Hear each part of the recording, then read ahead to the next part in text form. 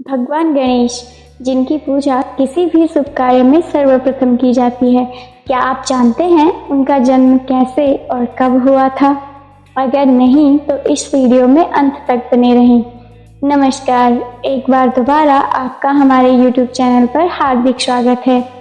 यह कथा तब शुरू होती है जब माता पार्वती कैलाश पर्वत में बैठकर उपटन से अपने शरीर का मैल उतारकर उसे एक बच्चे का स्वरूप देती हैं और फिर उस स्वरूप में जान डाल दी। के बाद माता पार्वती ने उस बच्चे का नाम गणेश रख दिया और उसे अपना पुत्र स्वीकार किया। माँ पार्वती स्नान करने के लिए जा रही होती है, तभी वह गणेश जी को बुलाती है और कहती है, मैं स्नान करने के लिए जा रही हूँ, तुम द्वार पर बैठो और मेरा इंतजार करो और ध्यान रखना कोई भी अंदर ना आ पाए। भगवान गणेश माता पार्वती की बात मानकर वहीं द्वार पर खड़े हो जाते हैं और देवी पार्वती अंदर स्नान करने के लिए चले जाते हैं।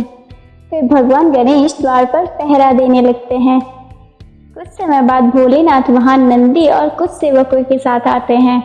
तभी नंदी भोलेनाथ से पूछते हैं, भोलेनाथ, ये बच्चा कौन है और यह द्वार पर क्या कर रहा है? भोलेनाथ उन्हें कहते हैं कि तुम जाकर उनसे पूछ के आओ।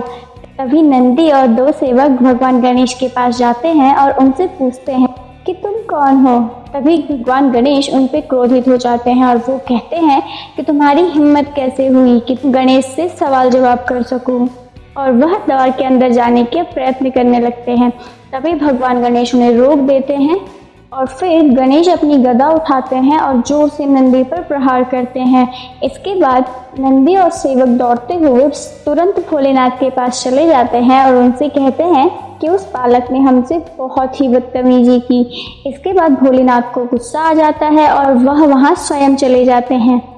जब भोलेनाथ द्वार पर पहुंचे तो तभी उन्हें गणेश रोक देते हैं और उन्हें कहते हैं कि आप यहीं रुको, आप अंदर नहीं जा सकते हो।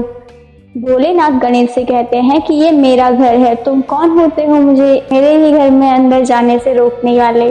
फिर भोलेनाथ और गणेश के बीच में बहस हो जाती है। दोनों के बीच घमासान युद्ध शुरू हो जाता है।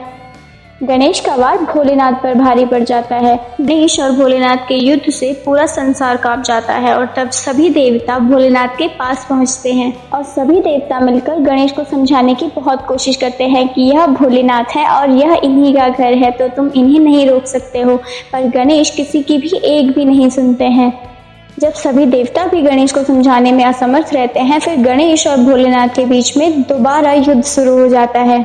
अंत में भगवान से बहुत क्रोधित हो जाते हैं और उसके बाद अपने त्रिशूल से गणेश का सिर काट देते हैं और गणेश की गर्दन एकदम दूर जाकर गिरती है, जिससे पूरे संसार में भूचाल आ जाता है। तभी गणेश की आवाज़ सुन माता पार्वती दौड़ी दौड़ी बाहर आती है और जैसे ही माता पार्वती बाहर आती है और गणेश का सर धड़ से अलग दिखती है तो वह क्रोध से भर जाती है और वैसे ही क्रोध में आकर वह चामुंडा का रूप धारण कर लेती है पूरी सृष्टि का विनाश करने के लिए। और सभी देवी देवता उन्हें रोकने की पूरी कोशिश करते हैं, पर देवी पार्वती अपना मन बना चुकी होती है कि मुझे मेरा पुत्र चाहिए, अगर मुझे मेरा पुत्र नहीं तो मैं इस पूरी सृष्टि का विनाश कर दूंगी। और देवी पार्वती भगवान शिव से कहती है कि भोलेनाथ, अभी मेरे पुत्र को जीवित कीजिए, वरना मैं भी अपने प्राण त्याग दूंगी और फिर पूरी सृष्टि का नाश हो जाएगा। भोलेनाथ पार्वती से क्षमा मांगते हैं और उनसे कहते हैं कि मैं अभी गणेश को जीवित कर देता हूँ, उनकी गर्दन कहाँ है? जब वहाँ कहीं गर्दन नहीं मिलती है तो गर्दन के न मिलने पर वह विष्णु से कहते हैं कि आपको सर्वप्रथम जिसकी भी गर्दन दिखाई दे, आप उसकी गर्दन लेके यहाँ आ जाना। और उन्हें सबसे पहले एक हाथी दिखाई दिया।